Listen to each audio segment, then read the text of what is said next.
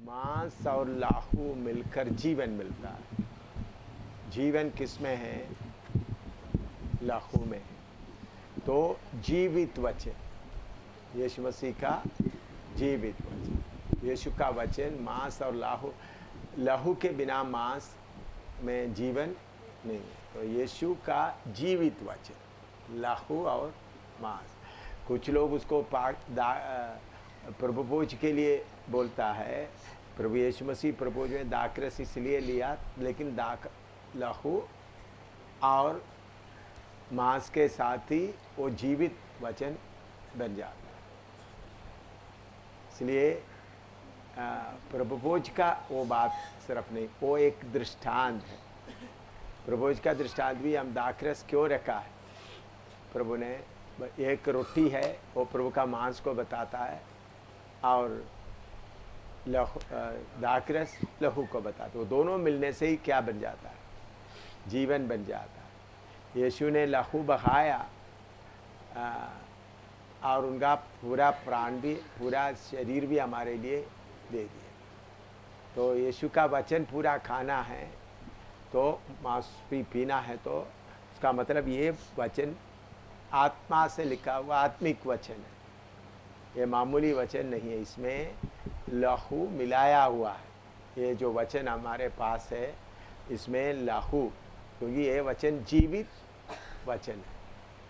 मांस से लहू अलग करेगा तो मरा हुआ हालत में। तो ये वचन जीवित वचन, जीवित वचन को बताते हैं। दोनों मिलाकर जीवित वचन। लोग बोलते देवदत्ता ऐसा, ठीक है भाई, आप ऐसा सोचते तो ठीक है, हमको उसका कोई नहीं है, ठीक है ना। तो हम उस बात के ऊपर ज़्यादा बहस करने रहेगा तो फिर उनको बहुत बेइज्जती होगा। क्या बेइज्जती होगा? फिर आप अनजाने में उनका देवता को क्या करना शुरू करोगे? किसी ने ऐसा किया, ये किया, वो किया, पत्नी ऐसा बोल बोलकर उल्टा रास्ते में चलेंगे ताकि झगड़ा पैदा हो। तो रामायण में और बाकी लिखा हुआ एक एक देवता के बारे में, शरीर शिव के बारे में, किशन के बारे में, सब शारीरिकता की बातें बहुत उसमें हैं। आप उसमें शुरू करते हो, आपने अपना मुँह से अनजाने में निकलेगा, देखो यीशु ऐसा नहीं है। मेरी बात समझ में आ रहा है? कितने लोगों को मेरा बात समझ में आ रहा है? उन लोगों का बातों में आप आएगा तो अनजाने में आप उनको निंदा करना शुरू करेगा।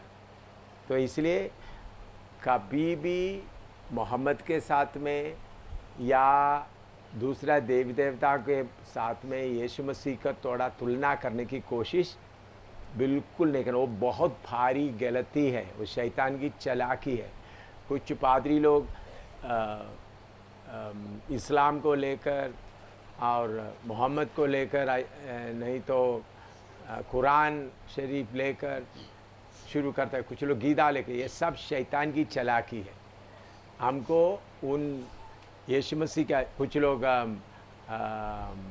गुरु ग्रंथ साहिब को भी बीच में लेता है। ये सब शैतान की चालाकी है। वो बात लेकर आप बोलेगा तो आप अपने अनजाने में उनका देवता, उनका गुरु को आप निंदा करना शुरू करेगा, झगड़ा होगा। तो आपने बोलना ठीक है भाई साहब, ऐसा है तो अच्छा है, यीशु के बारे में ही बता दो।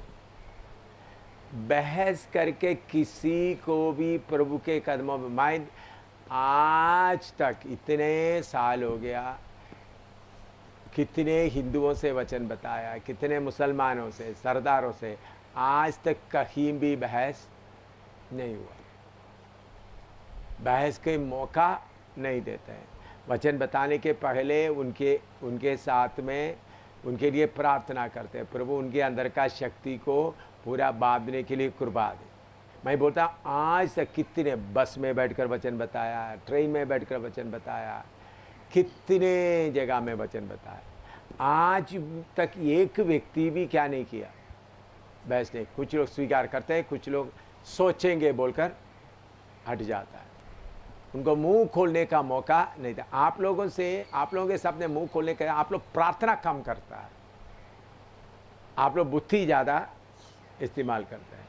उनके अंदर का बुद्धि को देखिए, मैंने बड़े बड़े पंडितों से बात किया, बड़े ज्ञानियों से बात किया, मुसलमान की बड़े लोगों से बात किया, तो बहस आज तक एक बार भी करने का मौका नहीं हुआ। बहस करने के पहले उनको, उनका बुद्धि को, उनके अंदर में शक्ति जो कार्य करता है उसको अरेस्ट करने के बाद ही मैं मुंह खोलता है। तो मैं मुंह खोलते समय में उन्होंने पूरे बातों को स्वीकार करने के लिए तैयार। कितने साल का सेवकाई किया मैंने, एक जगह में भी क्या नहीं हुआ।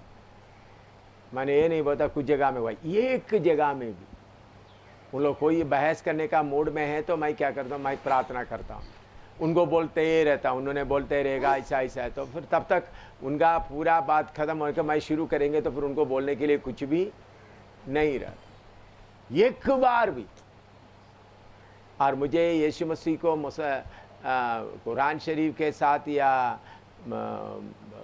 रामायण या ग्रंथ साहब का कुछ भी लेकर के यीशु के बारे में बताने का ज़रूरत नहीं पड़ा। तो वो सारे बुद्धि का मार्ग है। ऐसा कुछ पादरी लोग किताब में लिखा है, वो कोई वचन के अनुसार नहीं है। ठीक है। और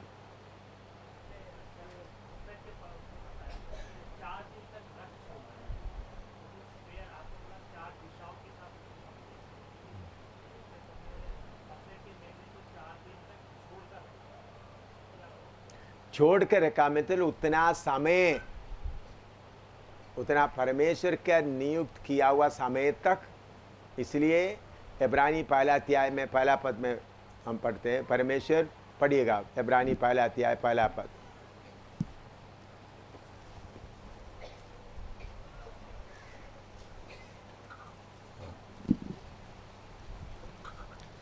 पूर्व युग में परमेश्वर ने बाप दादों से थोड़ा थोड़ा करके और भांति भांति से भविष्यद्वक्ताओं के द्वारा बातें कर इन अंतिम दिनों में हमसे पुत्र के द्वारा बातें की। हाँ, देखिए, परमेश्वर पहले शुरू नहीं किया, पूरा परमेश्वर का समय तक जब वक्त आया, इसलिए 4 दिन छोड़कर गया। तो उसे हम यही मतलब निकल सकते हैं, दुनिया की चारों कोने का लोग तैयार हो जाए, या चारों कोने के लोग तक इस वचन पहुंचने का इंतज़ाम हो जाए, उतना दिन के लिए उसको क्या किया, 4 दिन तक बिना करे, लेकिन मेमना को पहले ही तैयार किया। इसी मुताबिक प्रभु यीशु मसीह दुनिया की बुनियाद के पहले ही काटा हुआ मेमना है। परमेश्वर का मर्जी के अनुसार उनको चुनकर अलग रखा, चुनकर अलग रखा।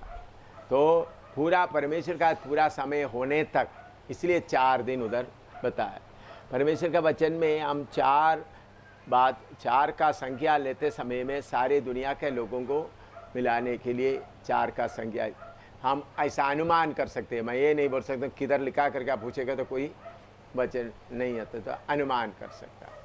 तो 4 दिन तक, तो प्रभु के समय तक पर यीशु मसीह प्रभु परमेश्वर थोड़ा थोड़ा करके दुनिया से बातें करते आए, लेकिन जब आखिरी में परमेश्वर का समय पूरा हो गया, पुत्र के द्वारा बातें करना शुरू किया। और हाँ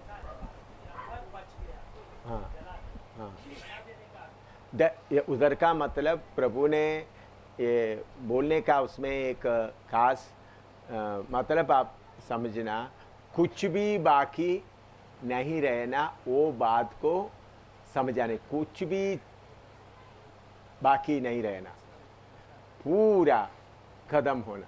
इसका मतलब थोड़ा भी दूसरा दिन के लिए रखने का नहीं है, बाद में खाने के लिए नहीं है। इसका मतलब प्रभु का वचन बाद में मैं खाऊंगा करके नहीं, अभी खा लेना, कुछ भी रखकर बाद में आराम से खाएंगे, ऐसा नहीं।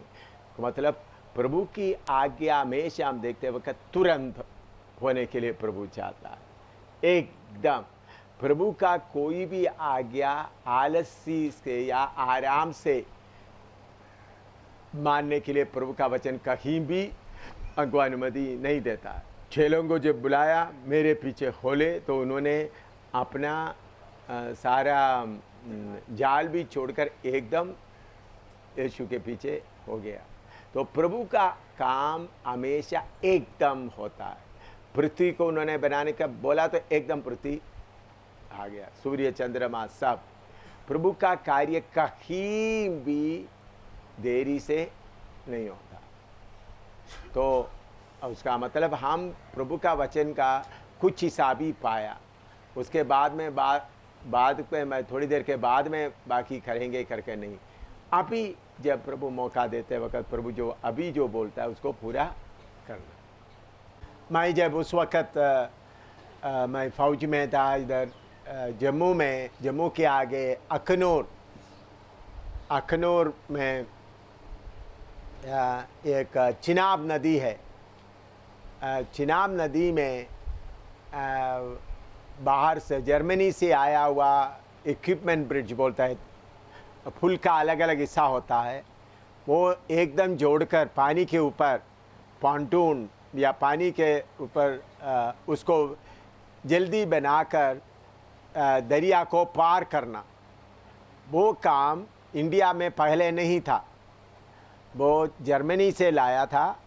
और इसके बारे में मैं हमारा कॉलेज ऑफ इंजीनियर्स पूना में उसके बारे में मैंने सीखा था। सीखने के बाद प्रभु ने मैं एक किस्म का मास्टर जैसा बन गया। तो इधर में इस इलाके में जो अखनूर जम्मू उधमपुर का इलाका में जितना ऑफिसर लोग हैं, इंजीनियर लोग हैं, उनको कैसा बनाना है, रात को कैसा बनाना है, मैं उनका प्रैक्टिकल पहले मैंने उनका लेक्चर दे दिया ये कैसा बनाना है, उसके बाद उनको प्रैक्टिकल दे रहा था इसी मुताबिक बनाना। तो इसलिए नदी में एक बड़ा टावर बनाया था मुझे खड़ा होने के लिए, खड़ा होकर देखे। तो मैं उधर खड़ा होकर देखते समय में रात को 11 बजे लोग ये कार्य कर रहा है। तो मेरा तंबू भी ऑफिसर लोगों का तंबू भी नदी के किनारे में लगे हुए थे, एक एक ऑफिसर को एक एक तंबू, हमारा बाथरूम वगैरह सब उसमें अच्छी तरह से नए तरीके से, तो अच्छा इंतज़ाम था। मैं उधर में टावर के ऊपर खड़ा है, टावर के ऊपर खड़ा होकर देख रहा, क्योंकि पानी गहरा पानी है, मैंने जैसा बताया उसी मुताबिक लोग कर रहा है। तो मेरे अंदर में ऐसा मैं करते हुए तो अंदर में एक बहुत बड़ा प्रेरणा आ रहा है, तंबू में जाकर प्रार्थना करो, एकदम तंबू में जाकर तंबू न। तो मैं मेरा नीचे का एक ऑफिसर है सेकंड इन कमांड, मैंने उनको बोला मैं थोड़ा तंबू में जा रहा हूँ, आप देख लो। तो मैं तंबू में जाकर तो घुटना टेकर तो प्रभु ने मुझे अंदर में मुझे महसूस हो रहा है, इसी मुताबिक तुम पुल जोड़कर लोगों को सिखाने का काम के लिए नहीं, मैं बहुत लोगों को मेरे साथ संबंध जोड़ने का काम तुमने लेना है। अभी तुमको अभी इस इंजीनियरिंग के काम से बढ़कर मेरे साथ लोगों को जोड़ने का काम के लिए तुम तैयार हो जाओ, अभी उसके लिए मन बनाओ। मैं उधर ही कुटना में बैठकर, तो कोई आवाज़ बाहर से नहीं आया, मेरे अंदर से मेरे आत्मा में वो बात आया, प्राण में वो बड़ा मजबूत विचार आया, कोई मुझे बाहर से नहीं बोला। तो वो टावर में रात की आधी रात में मैं प्रार्थना नहीं कर रहा था, बाइबल नहीं पढ़ रहा था, बल्कि मैं उस काम में बिजी था। और कैसा मेरा दिमाग पूरा कैसा इन लोग कोई आग से, क्योंकि गहरा पानी है, कोई पानी में ना डूब जाए, सारे काम। और किसी क्योंकि ये जोड़ते समय में किसी का हाथ कट सकता है, पाँव कट सकता है, सही तरीके से नहीं होगा। तो मैं इसलिए ध्यान से हिसाब के अनुसार एक कैसा करना है करके उधर बताते समय अंदर में क्या हुआ, तंबू में जाकर प्रार्थना के कुटना में बैठकर प्रार्थना शुरू किया। प्रार्थना करते वक्त अंदर में ये स्ट्रॉन्ग प्रेरणा, बहुत मजबूत प्रेरणा है, तो बढ़ता गया। तो फिर उधर कुटना में ही बैठ कर मेरा टेबल में पेपर था, हमारे तंबू ऑफिस, तंबू एक ऑफिस भी जैसा होता है, तो उधर तंबू से वो पेपर लेकर उधर में हाथ से रेसिग्नेशन लेटर लिख दिया। हाथ से लिखने के बाद मुझे तसली हुआ। फिर मैं जाकर बताया, रेसिग्नेशन लेटर लिख दिया। सवेरे मेरे कमांडिंग ऑफिसर को चिट्ठी दे दिया। कमांडिंग ऑफिसर भी उधर था, तो उन लोग बहुत सरप्राइज हो गया, ये क्या है, क्योंकि असली में उन लोग सबके सामने सारे बात सिखाने वाला मैं था। उनका बड़ा ये बातें जानने वाला सिर्फ मैं था और कोई और एक नहीं था। बाकी मेरे से थोड़ा सीखे हुए, तो मैं स्पेशली क्वालिफाइड होकर आया हुआ था। तो उन्होंने सोचा ये क्यों इतना ऊंचा पदवी क्यों छोड़ रहा है। तो मैंने बोला मुझे छोड़ना पड़ेगा। तो प्रभु ने उस समय में ऐसा मेरे अंदर आत्मा में प्रेरणा दे दिया। आवाज़ कहीं से नहीं सुना किसी से मुझे पहले से प्रभु बोल के करीबन कितने, जब पवित्र आत्मा पाया, जब मैं पढ़ रहे थे 12-13 साल में जब पवित्र आत्मा पाया, उस समय से ही प्रभु ने मुझे सेवा के लिए बुलाया था। मैं सेवा के लिए प्रभु का समय तक के लिए इंतज़ार कर रहा था, कब प्रभु मुझे छोड़कर जाने के लिए बोलेगा। तो मैं हमेशा मेरे मन में ये बात बनते रहा, मैं प्रभु की सेवा करना है, प्रभु की सेवा करना है। उसी सेवा करने में ही मुझे अच्छा लगता था। लेकिन बाकी पढ़ाई में मैं पीछे नहीं था। हर जगह में पढ़ाई में, फौज में जो ड्यूटी में पूरा करते रहता, वफादारी से करता रहा, अच्छा रिपोर्ट मिलता रहा, कहीं भी फेल होकर नहीं।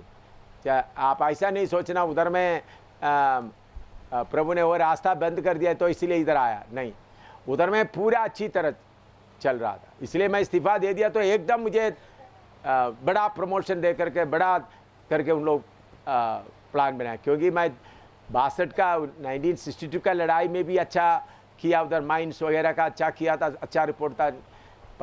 65 में जो लड़ाई है उसमें भी मैं बहुत अच्छा रिपोर्ट मेरा मिला था, हुआ था। उसके बाद 71 में जो लड़ाई चामजोरिया में हुआ, उसमें बहुत बढ़िया रिपोर्ट हुआ था लोगों को दिलेरी से, तो बहुत बड़ा मेडल वगैरह मुझे मिला था। मुझे तारीफ़ करते हुए बहुत कुछ लिख रहे थे, बहुत कुछ हुआ था। क्योंकि मैं दिलेरी से, बाकी लोग सब डरे हुए थे, तो ऐसा बहुत बड़ा काम करने के लिए प्रभु ने कृपा दिया। तो इसलिए मैं नौकरी में बहुत अच्छी तरीके से चल रहे थे। उधर में प्रभु ने कोई रास्ता बंद करके रखा नहीं था। ये बात इसलिए मैं बता रहा हूँ, कुछ लोग सोचते हैं प्रभु किसी को रास्ता बंद करके लेके आता है, मुझे ऐसा नहीं हुआ। मैं उस वक़्त में पूरा अच्छी तरह से फर्स्ट में, बाकी लोग ऑफिसरों से भी, हमारा रेजिमेंट में सारे ऑफिसर में ज़्यादा हिस्सा था। हमारा ऑफिस रेजिमेंट में हम 33 ऑफिसर थे। हमारा सीईओ सिर्फ मेरे ऑफिस में, बाकी सारे ऑफिसरों को अपने पास बुलाते थे। मेरा कमांडिंग ऑफिसर सीईओ क्या करते थे, शाम मुझे टेलीफोन करके बोला, Shyam I am coming to your office, मैं तुम्हारे ऑफिस में आ रहा हूँ। तो मुझे उधर बुलाकर बात करने की जगह में मेरे ऑफिस में बैठकर, चलकर आकर बैठकर बोलते हैं तुम्हारे ऑफिस में बैठने से मुझे थोड़ा शांति सा लग रहा है, अच्छा लग रहा है। ऐसा बोल कितने बार तो लोग बोल देते, तो कुछ कमांडिंग ऑफिसर उनके नीचे कितने ऑफिसर उनको उधर बुलाते, इनके पास जाते हैं, ऐसा हालत में था। तो इसलिए उधर में अच्छी तरह से रहते, प्रमोशन भी कोई किसी चीज़ का कमी नहीं था, अच्छी तरह से रह रहे थे। तो प्रभु ने बुलाया। क्यों मैं ये बात आपको बताता हूँ, कुछ लोगों के मन में ऐसा होता है प्रभु चारों तरफ से रास्ता बंद करके आपको सेवा के लिए बुलाता। ऐसा प्रभु किसी को नहीं बुलाता। पतरस अच्छी तरह से मछली का काम कर रहा था, यूहन्ना भी अच्छी तरह से कर रहा था, मत्ती भी अच्छी तरह से काम। प्रभु को इधर उधर कहीं फेल हुआ किसी को भी प्रभु लिया हुआ कहीं भी नहीं है। अभी देखो एलिया के पीछे चलने वाला एलिशा क्या कर रहा था, 12 जोड़े बैल के साथ जोड़ रहा था, तुम मेरे पीछे हो। तो आप लोग कोई किसी के मन में, ठीक है प्रभु इधर से भी रास्ता बंद कर रहे, इधर भी रास्ता बंद कर रहे, इधर भी रास्ता बंद कर रहा है, तो प्रभु मुझे सेवा, प्रभु को ऐसा बंद करके किसी का नहीं चाहिए, अपना मर्जी से प्रभु जब पूरा। इसलिए मैंने बोला मेरे जीवन में प्रभु ने जब सेवा के लिए बुलाते समय में, तो कुछ कठिना प्रभु तैयार कर सकता है, कुछ कठिना। उदाहरण के तौर पर आपके जीवन में, मैं पूरा पुराना बातें नहीं बताना चाहता हूँ, आपके जीवन में प्रभु ने कुछ कठिना ऐसा होने दिया ताकि आप उधर से निकल कर आए। वो प्रभु का तैयारी था, आपका वो आपका प्रभु का तैयारी। उसके बाद फिर आप ये सेवा वगैरह करते, फिर आप स्कूल शुरू कर दिया। स्कूल का आप प्रिंसिपल के तौर पर स्कूल आप कर रहे थे सेवा करते करते, तो उस वक्त प्रभु का ऊपर आपके ऊपर का बुलावट क्लियर हो गया। अभी आप उधर स्कूल करते रहे तो अभी उधर का प्रिंसिपल बन गए, आदमी का बड़ा बन गया, आपको इसी इधर में रहने का कोई, इसी मतलब परेशानी में रहने का कोई ज़रूरत नहीं था। आपको कितना पैसा, अभी कार वगैरह भी हो सकता था आपके पास, आराम से उधर पे वो बड़ा मालिक के साथ में, क्योंकि आप पढ़े लिखे हैं, अच्छी तरह से आप रह सकता था।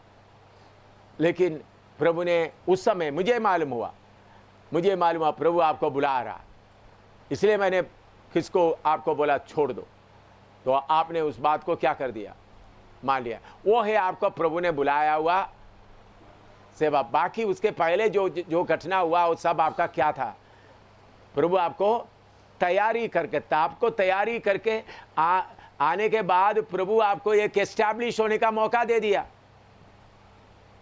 एक स्कूल शुरू करके। अभी आप उस प्रिंसिपल बन के रहते, अभी वो स्कूल कितना बड़ा स्कूल बनना था, आप थोड़ा सोच के देखो। आप अभी इधर में छोटा बैग भर करके इधर में बैठे हुए हैं, उधर में कितना स्कूल बनकर कितना आराम। लेकिन प्रभु ने उधर से आपको क्या कर दिया था, आप प्रभु देख रहा था किसको अभी निकलेगा या नहीं, क्योंकि आपका पाव सेट हो गया था। वो स्कूल के साथ आपका पाव एक आगे जाने के लिए सेट हो रहा था। उस वक्त प्रभु ने आपको उधर से उखाड़ दिया। समझ में आ रहा है ब्रदर? हाँ, तो इसलिए हमेशा कोई भी ये ना सोचे प्रभु आपको चारों तरफ का रास्ता बंद करके आपको प्रभु की सेवा में लेंगे।